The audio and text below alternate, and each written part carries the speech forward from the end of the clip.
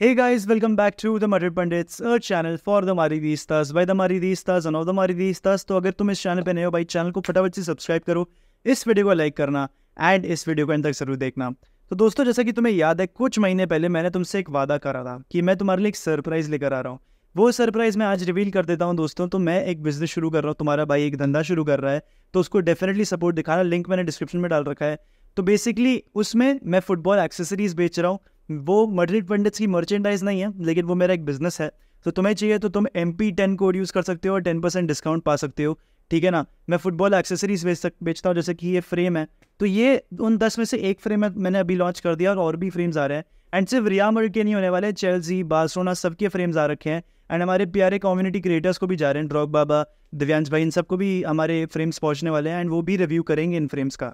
लेकिन दोस्तों, आज का वीडियो जूड बेलिंगम के ऊपर बेस्ड है। लेकिन हाँ भाई, फॉलो करना जरूर, ठीक है। सपोर्ट दिखाना है तुम्हें, ठीक है। तुम पे मैं काउंट करता हूँ कि तुम सपोर्ट दिखाओगे। तो दोस्तों, आज का वीडियो शुरू करते हैं। जूड बेलिंगम के ऊपर बात करेंगे। तो भाई, बेलिंगम सिर्फ 20 साल की उम्र में, सिर्फ 20 साल के होने के बावजूद भी दुनिया के उन बेहतरीन मिडफील्डर की गिनती जो है उसमें आ रहे हैं। मतलब he is one of the best midfielders in the world, ठीक है। He is definitely one of the best players in the world.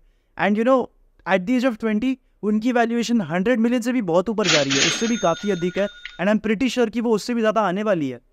Real Madrid के 2023 के गैलेक्टिको बन चुके हैं जूड बेलिंगम। लेकिन उससे पहले जूड बेलिंगम की अर्ली लाइफ के बारे में हम आज बात करने वाले हैं। उनकी शुरुआत कैसे हुई थी।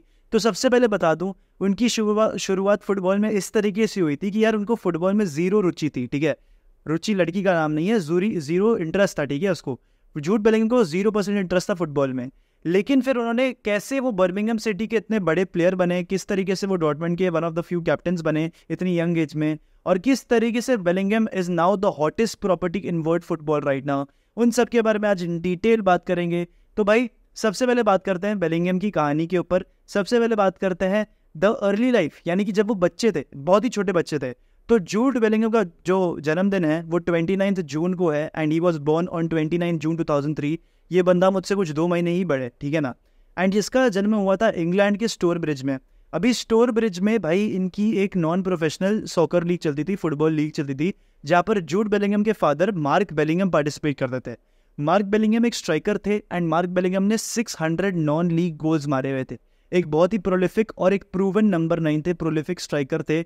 अगर ये आज भी खेल रहा होता ना तो शायद से रियल मैड्रिड ले लेती इसको। पर भाई, जिस तरीके से मैं तुम लोग को बता रहा हूँ कि वो एक बहुत ही प्रूवन गोल स्कोरर थे उस लीग में। एंड तुम लोगों को क्लियरली दिखता है भाई कि जूड बेलिंघम भी खानदान में फुटबॉल है और रगों रगों में उसके फुटबॉल दौड़ता है भाई। एंड जूड का एक छोटा भाई भी है, जोब बेलिंघम करके, जिसका ये सीजन एक और मूव हुआ था। वो भी बर्मिंघम सिटी छोड़ के अब आगे बढ़ रहे हैं। तो भाई, आप क्लियरली देख सकते हो कि जूड बेलिंघम का पूरा फैमिली में ही फुटबॉल चलता है। Football literally runs in the Bellingham family. तो तुमको क्लियरली दिखता है भाई। एंड भाई, जूड बेलिंघम की फैमिली बहुत एथलेटिक है, इसलिए तुमको वो एथलेटिक जीन्स दिख के आते हैं। जूड बेलिंघम की अगर हम बात करें तो जूड बेलिंघम का जो बचपन था ना, उसको मैंने जैसा कि तुम्हें कहा, उसको फुटबॉल में 0% इंटरेस्ट था। उसको बिल्कुल भी, मतलब बॉल देखेगा, हटाओ इसको, क्या है, चल क्या करेंगे हम, ठीक है।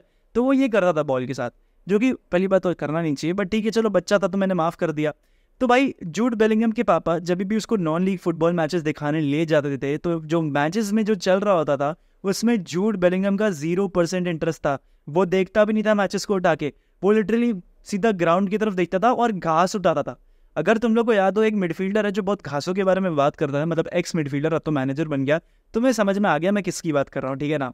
तो भाई, जूड मैदान पे जाता था, मतलब he used to enter the field and वो घास प्लक करता था, वो लिटरली घास उठाता था, ठीक है। वो पूरी गेम में सारा टाइम घास ही उगाड़ता था एंड उससे काफ़ी लोग परेशान भी हुए थे। इसके अलावा उनकी मदर ने, जूड बेलिंघम की जो मॉम है, उन्होंने ये रिवील किया था कि जब भी जूड बेलिंघम को फुटबॉल गिफ्ट की जाती थी, वो उस फुटबॉल को फेंक दे के आता था, ठीक है। वो लिटरली फुटबॉल को फेंक के आता था। तो किस तरीके से कैसे चेंज हुए हालात, उसके ऊपर अब गौर फरमाते हैं। तो जैसे Jude Bellingham 6 years of age में आए, यानी कि 2009 की कुछ बात होगी यहाँ पे, जैसे ही जूड बेलिंघम की उम्र बढ़ती गई, वो 6 साल के हुए और फिर धीरे धीरे उनको फुटबॉल पसंद आने लग गया। फुटबॉल के लिए वो जुनून जो होता है ना, वो जूड बेलिंघम को आ गया, जो कि बहुत ही क्विंटेसेंशियल हो जाता है एक फुटबॉलर के लिए। एंड तब वो ज्वाइन करता है स्टोर ब्रिज की लोकल एकेडमी को, वहाँ पर वो खेलता है। उसके बाद वो जब 8 साल के होते हैं, तब उनको एक परमानेंट, मतलब टीम में स्पॉट मिल जाता है स्टोर ब्रिज की एकेडमी में। वहाँ से बर्मिंघम सिटी के स्काउट्स उनको देखते हैं एंड वहाँ से बर्मिंघम सिटी के स्काउट्स उनको ले जाते हैं एंड ऑफर करते हैं बर्मिंघम सिटी में रोल। तो बर्मिंघम सिटी के जो स्काउट्स हैं वो उनको ढूंढते हैं एंड उसी उम्र में उनको अपनी अकेडमी में भर्ती कराते हैं। तो तब अब मैंने आपको बताया कि जूड बेलिंगम की एज थी 8 साल की, लेकिन बंदे को अंडर 10 की टीम में खिलाया जा रहा था एंड वहाँ पर जूड बेलिंगम का आते ही एक बहुत बड़ा रोल हो गया था। अभी बर्मिंघम में एक बहुत ही बड़े कोच थे माइक डॉट्स करके। अभी जूड बेलिंगम की जो पूरी अर्ली लाइफ है ना, उसमें माइक डॉट्स का रोल बहुत ही बड़ा है। वहाँ पर माइक डॉट्स ने कहा कि जब उन्होंने जूड बेलिंगम को पहली बार खेलते हुए देखा था ना, उनको पोटेंशियल दिखा था, लेकिन वो उतना क्वालिटी प्लेयर नहीं था कि भाई तुम उनको सीधा अंडर 15 में डाल दो, ऐसा भी क्वालिटी उसमें नहीं दिख रहा था। उसके बाद अगर हम बात करें तो भाई जूड बेलिंगम ने छोटी सी ही उम्र में बहुत ही सारे गोल्स मारना शुरू करा एंड उसके बाद उन्होंने इतने सारे गोल्स मार लिए कि जूड बेलिंगम को अंडर 11 की अकेडमी में पुश किया गया। लेकिन जूड बेलिंगम को अंडर 11 की अकेडमी में जाने में इंटरेस्ट ही नहीं हो रहा था बिकॉज उसके सारे दोस्त अंडर 10 की अकेडमी में खेल रहे थे। तो बर्मिंघम सिटी ने इनके लिए क्या करा कि तू फर्स्ट हाफ अंडर 10 के लिए खेल ले और सेकंड हाफ में एज अ सब्स्टिट्यूट अंडर 11 के लिए खेल ले।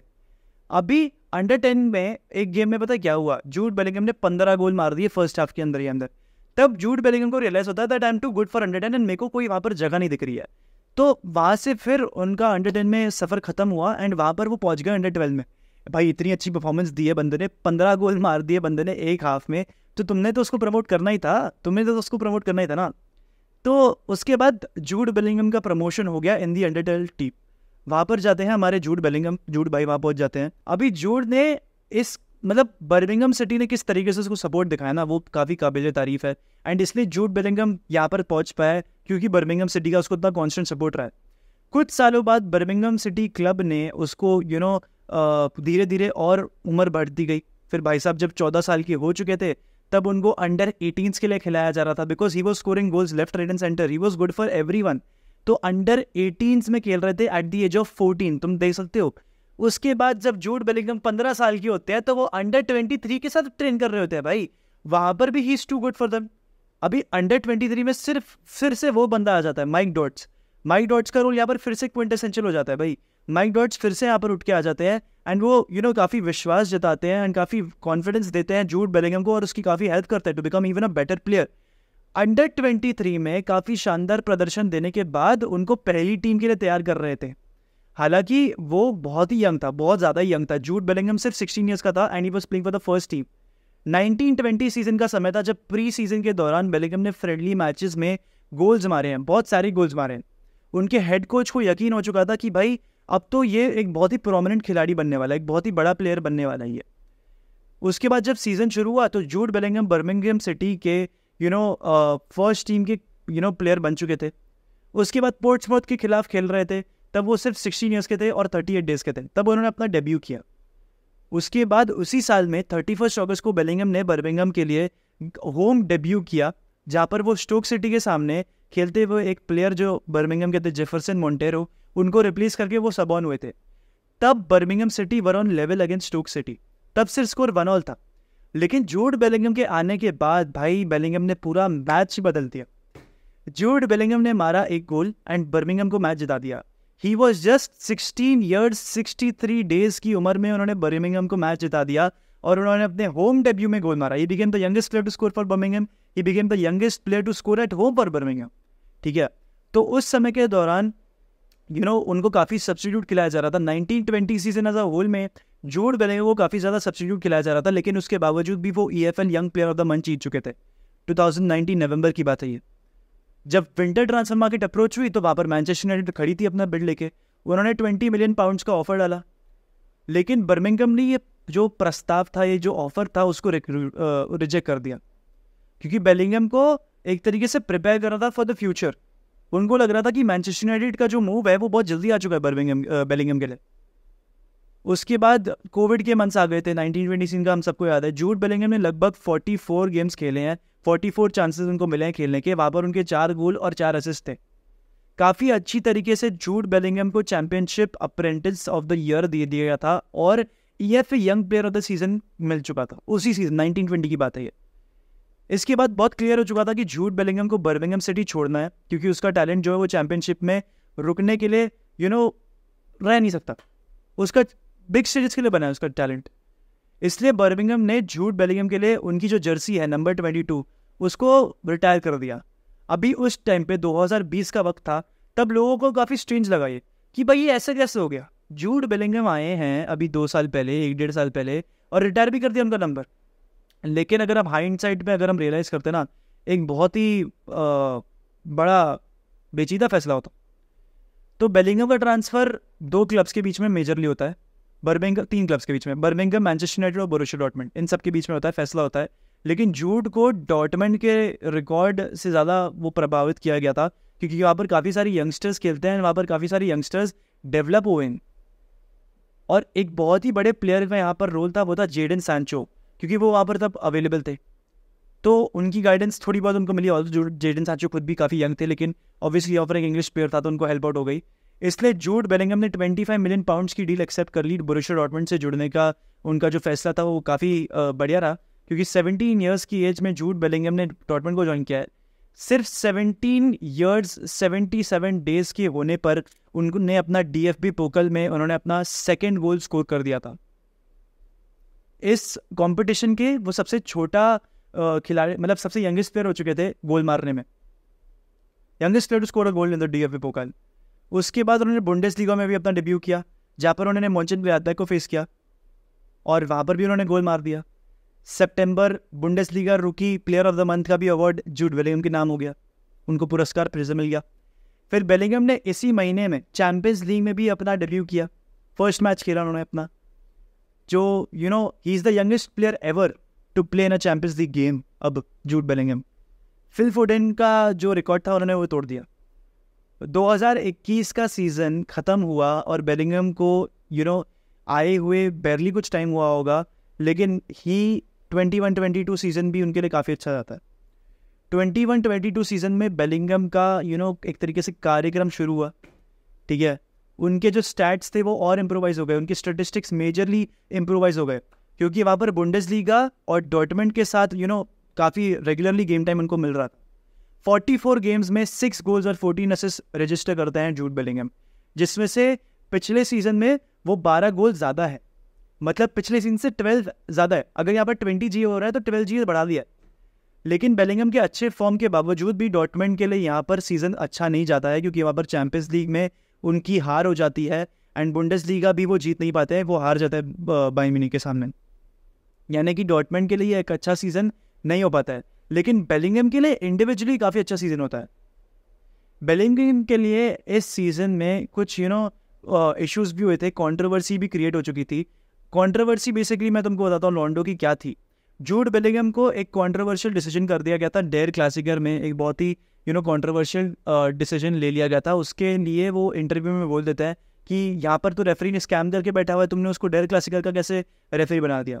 इसके तहत उनको 40,000 यूरोज़ का फाइन लगाया।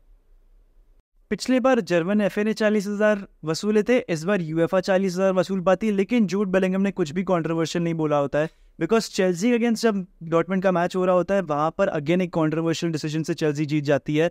लेकिन यहाँ पर भाई मुंह बंद कुछ नहीं बोलता। वो बोलता है इफ आई से something wrong I will be in big trouble. The guy pulled out a complete Jose Mourinho. If I speak, I am in big trouble. In big trouble, and I don't want to be in big trouble. Dortmund में 14 गोल 7 assist होते हैं उनके 22-23 season में। लेकिन मजे की बात, Gareth Southgate has been looking at Jude Bellingham for a very very long time. उसकी वजह से उनको 2022 वर्ल्ड कप में भी मौका मिल जाता है। ही becomes the youngest second English player to score in a World Cup game. The opening goal against Iran was scored by Jude Bellingham. So that clearly goes on to show that the guy knows how to put up a show. Jude Bellingham का एक बहुत ही exceptional world cup जाता है, जिसकी वजह से रिया Madrid की eyes रिया Madrid की नज़रें पूरी जूड बेलिंगम की तरफ होती है। बिकॉज तुमको मालूम है कि जब वर्ल्ड कप खत्म होता है ना, Real Madrid goes after the best prospects in the World Cup. पिछले साल कोर्तुआ को लिया था, उससे पिछले वाले में हामिज रोड्रिगेज को लिया है, और इस बार हमने जूड बेलिंगम को उठा के लेकर आए हैं। तो that clearly goes on to show कि हमने किस तरीके से ऑपरेट करा है। लेकिन यहाँ पर अगर जूड बेलिंगम की और यहाँ पर बात करें तो भाई the guy could have one the Dortmund, the guy could have one the Bundesliga with Dortmund. They bottled it very very badly. Mines के सामने उनको एक गेम जीतना था, वो उनसे नहीं जीत पाए। एंड जैसा कि तुम लोग को याद है क्या हुआ था, जूड बेलिंगम के एक्स इंग्लिश टीममेट ने, तुमको याद हो जमाल मुसियाला पहले एक इंग्लिश प्लेयर थे अपने यंग डेज में, तो एटलीस्ट वो विनर गोल मार देता है अगेंस्ट अ टीम, एंड फिर भाई क्या होना था, बुंडेसलीगा बैन के नाम पे आता है फिर से 10-15-100 साल तक बुंडेसलीगा बैन के नाम ही जा रहा है। बुंडेसलीगा भी क्यों है भाई, बायर्नलीगा कर दो ना। तो जिस तरीके से जूड को अपना डॉर्टमुंड के साथ चैप्टर एंड करना था उस तरीके से वो नहीं कर पाते हैं। He loses on the final match day and that is how his Borussia Dortmund story ends. And now coming to the present, he is at Real Madrid, he is balling at Real Madrid. La Liga के top scorer हैं, 2-3 MVPs उसके नाम पे हैं, 4 MVPs उसके नाम पे है मे बी। 5 गोल मार दिए बंदे ने, 1 असिस्ट है, और क्या करेगा बंदा to prove that is at least 100 million easily. भाई ऐसे इंग्लिश प्लेयर्स को अगर हाइप मिले ना तो किसी को भी प्रॉब्लम नहीं होती, ठीक है ना। एंड तुम लोग क्लियरली देख सकते हो जूड बेलिंगम कितना बड़ा प्लेयर है। एंड दोस्तों अगर तुमको ऐसे ही अच्छे वीडियोस लगे तो प्लीज़ यार लाइक कर देना, मैड्रिड पंडित को सब्सक्राइब कर देना। एंड विद दिस यार हाला मदरिद इन लामास हस्ता इल फिनाल वामोस रियल।